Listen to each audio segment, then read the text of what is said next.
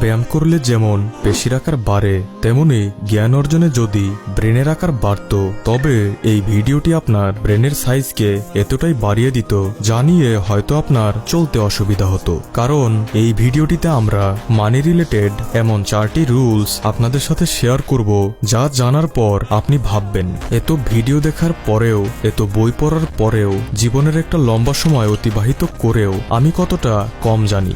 So my dear brothers and sisters, let's start. Number 1, the Diderot principle. পাঞ্জাবের একটি ছেলে মায়ের চিকিৎসার 16 লাখ রুপি পাবজি খেলে উড়িয়ে দেয়। অল্প কয়েকদিন আগে কলকাতার একটি ছেলে ব্রিজ থেকে লাফ দিয়ে সুইসাইড করার চেষ্টা করে, কারণ সে তার 30 লাখ টাকা ক্রিপ্টোকারেন্সিতে ইনভেস্ট করে লস খেয়ে যায়, যে 30 লাখ টাকা সে লোন করে অ্যারেঞ্জ করেছিল। এমনকি রিসেন্টলি আমাদের একজন ভিউয়ারও কমেন্ট করে জানান তার কাজিন শেয়ার মার্কেটে 10 লাখ টাকা ইনভেস্ট করে বড় ধরনের লসের শিকার হন। এই ফাঁদে কেবল অল্প বয়স্করাই নয়, বরং অনেক বিজ্ঞ ব্যক্তিরাও পড়েছেন। দ্য মিলিয়নার ফার্স্ট লেন বুকের অথার এমজে ডিমার্কো বলেন, আমি আমার প্রথম বিজনেস 98 কোটিতে বিক্রি করি, ফলে আমার মনে হয় আমি তো ধনী হয়ে গেছি, এবারে আমার একটি দামি কার নেওয়া উচিত। আমি বেশি না ভেবে ল্যাম্বরগিনি কিনে ফেলি, কিন্তু এরপর আমি রিয়েলাইজ করি এই গাড়ি আমার পকেট থেকে অঝরে টাকা বের করে দিচ্ছে।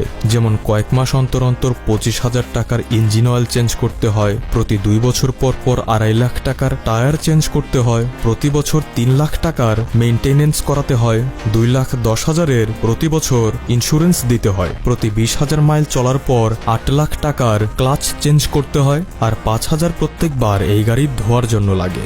এখানেই শেষ নয়, যখন কেউ ল্যাম্বরগিনির মতো গাড়ি চালায় তখন সবাই এটা এক্সপেক্ট করে এর ভেতরে থেকে যে বের হবে সে অনেক হাই স্ট্যাটাসওয়ালা মানুষ হবে, যার জন্য আমার সব নর্মাল ড্রেস বদলে হাই ক্লাস ড্রেস নিতে হয়েছে। আর এত কিছু রিয়েলাইজ করতে আমার বেশ অনেকটা সময় লেগে গিয়েছিল, ততক্ষণে আমি প্রচুর টাকা নষ্ট করে ফেলেছি।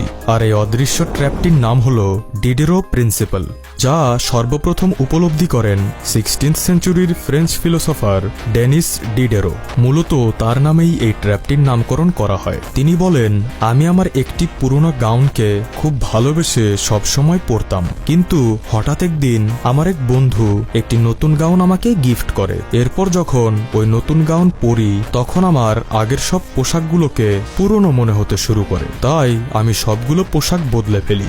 আর কেবল পোশাকই নয়, আমার ঘরের আসবাবপত্রগুলোও পুরনো মনে হতে শুরু করে, তাই আমি সব নতুন আসবাবপত্র কিনে ফেলি। পরবর্তীতে তিনি এই ভুলটি বুঝতে পারেন।